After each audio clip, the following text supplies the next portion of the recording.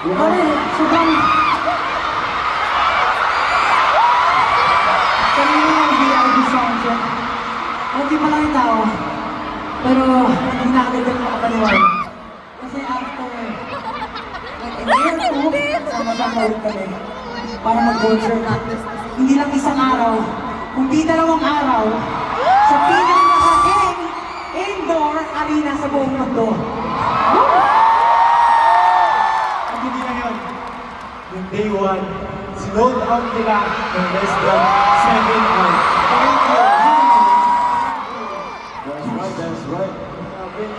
Alam mo guys, dahil sa ginawa nyo, talagang mas dinoble namin yung paghahanda para lang mag-pull off itong concert na to. Kaya thank you so much for giving us motivation and inspiration para talagang ibigay lagi yung best namin. So thank you so much guys.